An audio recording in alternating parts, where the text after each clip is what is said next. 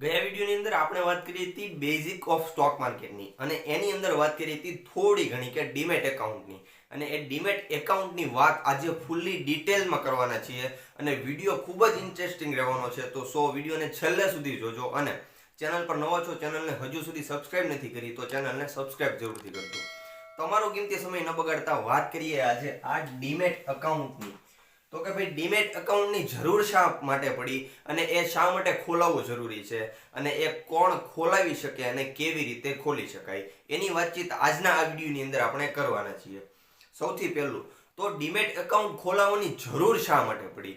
તો કે ભાઈ 1996 સુધી જે કંઈ સ્ટોક માર્કેટનું કામ થતું હતું, શેરની લેવડ દેવડ થતી હતી, એ પેપર વર્કની અંદર થતી હતી. એટલે કે આ જે સમયગાળો હતો 1996 સુધીનો, એની અંદર જે કંઈ પણ થતું હતું, ટ્રેડિંગ થતું હતું કે સ્ટોકની લેવેચ થતી હતી, એ પેપર ટ્રેડિંગ થતું હતું, પેપરની અંદર થતું હતું. પણ હવે બન્યું એવું કે એ પેપર ચોરાઈ જવાનો, ફાટી જવાનો કે વરસાદની અંદર પલળી જવાના એવા ચાન્સીસ વધારે હતા, અથવા તો કોઈ ચોરી થઈ જવાનો એવા ચાન્સીસ વધારે હતા. તો હવે એનું સોલ્યુશન શું લાવવું પડે? તો આપણી જે બે નેશનલ જે કહેવાય ને કે સિક્યોરિટીઝ કે ડિપોઝિટરી છે, એ બે મેઇન ડિપોઝિટરીઝ, એક છે સીડીએસએલ એટલે સેન્ટ્રલ ડિપોઝિટરી સિક્યોરિટીઝ લિમિટેડ, એનું ફૂલ ફોર્મ છે સીડીએસએલ નું, અને બીજી એક છે એનએસડીએલ. આ NSDL national securities depository limited. આ બે સિક્યોરિટીઝ હાલની અંદર કામ કરે છે. હવે એક કામ શું કરે છે? તો કે ભાઈ જ્યારે તમે ડીમેટ એકાઉન્ટ ખોલાવો છો, ડીમેટ એટલે તમારો જે ડેટા છે, તમારું જે કાર્ય છે એનું ઓનલાઈન ફોર્મ અથવા તો ઓનલાઈન રજિસ્ટ્રેશન અથવા તો ઓનલાઈન પ્રક્રિયા, એને કહેવાય ડીમેટ એકાઉન્ટ. કે જે ઓનલાઈન પેપરની જરૂર ન પડે પરંતુ તમારા મોબાઈલ ફોન, લેપટોપ, પીસીની અંદર તમે એ કામ કરી શકો છો અને એ ખાતું ખોલાવી શકો છો. એનું ડિજિટલાઇઝેશન કરવામાં આવ્યું એટલે ડીમેટ એકાઉન્ટ એવું એને કહેવામાં આવે છે. હવે આ વાત કરીએ સીડીએસએલ અને એનએસડીએલ નું. એ બંનેનું કાર્ય શું છે? તો કે ભાઈ તમે જ્યારે ડીમેટ એકાઉન્ટ માટે એપ્લાય કરો છો ત્યારે એ તમારો બધો જ ડેટા જે છે, તમારી બધી જ જે કંઈ ડિટેલ્સ છે, એ ડિટેલ્સ તપાસે છે અને એ તપાસીને ત્યારબાદ એની એક કાર્યવાહી આગળ કરે છે અને પછી તમારું ડીમેટ એકાઉન્ટ 72 કલાકની અંદર શરૂ કરવામાં આવે છે.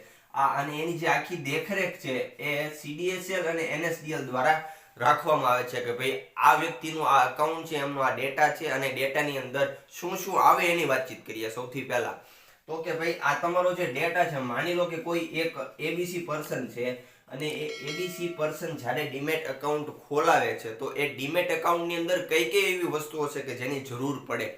તો કે ભાઈ સૌથી પહેલા એના પાન કાર્ડની જરૂર પડે. પાન કાર્ડ એટલે પરમનન્ટ અકાઉન્ટ નંબર, એવો એનો ફૂલ ફોર્મ થાય છે.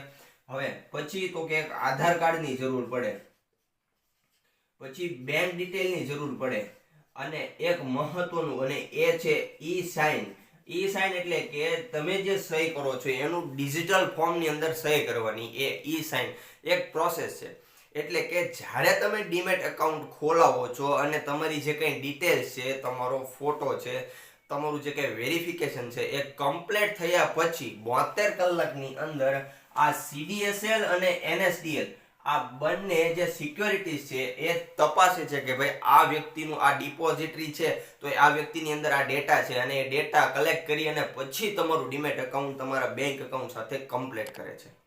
હવે જ્યારે તમે ડીમેટ એકાઉન્ટ ખોલાવો છો ત્યારે 3 ટાઈપના ડીમેટ એકાઉન્ટ ખુલે. 3 ટાઈપ મીન્સ કે તો કે ભાઈ 3 પ્રકારના બ્રોકર્સ હોય છે. એ કઈ રીતે કામ કરે છે? તો કે ભાઈ સૌથી પહેલું આવે છે બેંક્સ. એટલે કે કોઈ પણ બેંક્સ હોય એ તમને ડીમેટ એકાઉન્ટ ખોલાવી આપે છે. સાથે સાથે કેટલીક સુવિધાઓ આપે છે એની વાતચીત કરીએ. તો કે ભાઈ કોઈ બેંક છે તો એ તમને સૌથી પહેલા બેંક એકાઉન્ટ ખોલી આપે છે, ત્યારબાદ ડીમેટ એકાઉન્ટ ખોલી આપે છે અને ત્યારબાદ એ એક ટ્રેડિંગ એકાઉન્ટ સાથે સાથે જ ખુલે છે. એવી બહુ કઈ ખાસ જરૂર નથી રહેતી કે ભાઈ ડીમેટ એકાઉન્ટ અલગ રાખવું અને ટ્રેડિંગ એકાઉન્ટ અલગ રાખવું. જ્યારે તમે ડીમેટ ખોલાવો છો ત્યારે એની સાથે જ તમારું ડીમેટ એકાઉન્ટની સાથે તમારું ટ્રેડિંગ એકાઉન્ટ ખુલી જાય છે. હવે આ બીજી વાત કરીએ તો કે કસ્ટમર સર્વિસ. કસ્ટમર સર્વિસની અંદર એ લોકો તમને શું આપે છે તો કે કસ્ટમર સર્વિસની અંદર જે કે બ્રોકરો છે એ તમને સૌથી પહેલા ટિપ્સ આપે છે, એક ટ્રેડિંગ એન્ડ ડીમેટ અકાઉન્ટ આપે છે અને સાથે સાથે એ આપે છે કેટલીક એવી સર્વિસીસ કે જે કસ્ટમરને લાગુ પડતી હોય એવી સર્વિસીસ એ કંપનીઓ આપે છે, એ બ્રોકરશિપ આપે છે.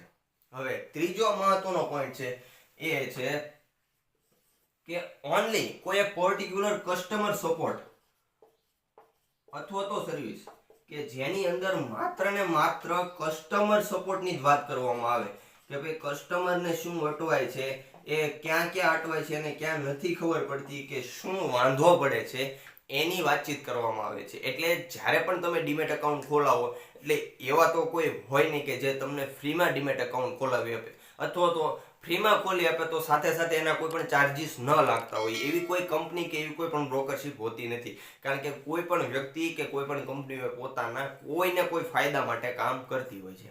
એટલા માટે આ જ્યારે તમે ડીમેટ એકાઉન્ટ ખોલાવો ત્યારે આ 3 ટાઈપના બ્રોકર્સ હોય છે કે જે તમારું ડીમેટ એકાઉન્ટ ખોલી આપે છે અને ડીમેટ એકાઉન્ટ ખોલાવ્યા પછી એ તમારી ઉપર આધાર રાખીને તમારું જે કંઈ પ્રશ્ન છે એના સોલ્યુશન લાવવાનું કામ કરે છે.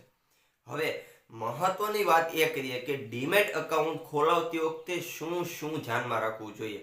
તો કે ભાઈ માની લો કે તમે કોઈ પણ ડીમેટ એકાઉન્ટ ખોલાવો છો તો તમે શું ધ્યાન રાખશો તો કે સૌથી પહેલું એ ધ્યાન રાખશો કે ડીમેટ એકાઉન્ટ જ્યારે તમે ખોલાવો છો ત્યારે એ વાત ધ્યાન રાખજો કે સૌથી પહેલા એનો જે બ્રોકર્સનો ચાર્જીસ છે, બ્રોકરેજ છે, એ ઓછું હોય એ હંમેશા ધ્યાન રાખવાનું.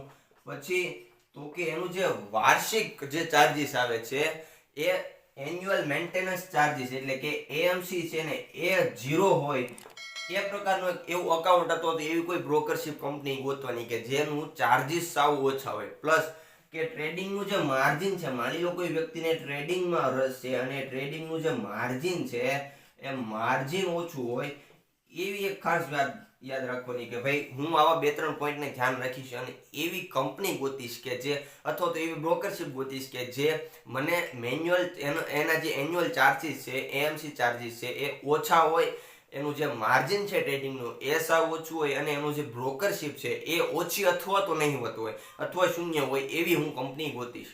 અને હજુ સુધી તમે ડીમેટ એકાઉન્ટ નથી ખોલાવ્યું તો એન્જલ 1 ની લિંક નીચે ડિસ્ક્રિપ્શન બોક્સમાં આપેલી છે, ત્યાંથી જઈને તમે ડીમેટ એકાઉન્ટ ખોલાવી શકો છો. અને આ વિડીયોની અંદર કાંઈ જ ખબર ન પડી હોય તો વિડીયોને નિરાતે અટકાવીને થોભાવીને જોજો અને ન સમજાય તો નીચે કોમેન્ટ બોક્સની અંદર કોમેન્ટ જરૂરથી કરજો, કદાચ તમારા પ્રશ્નનું સોલ્યુશન હું લાવી શકું.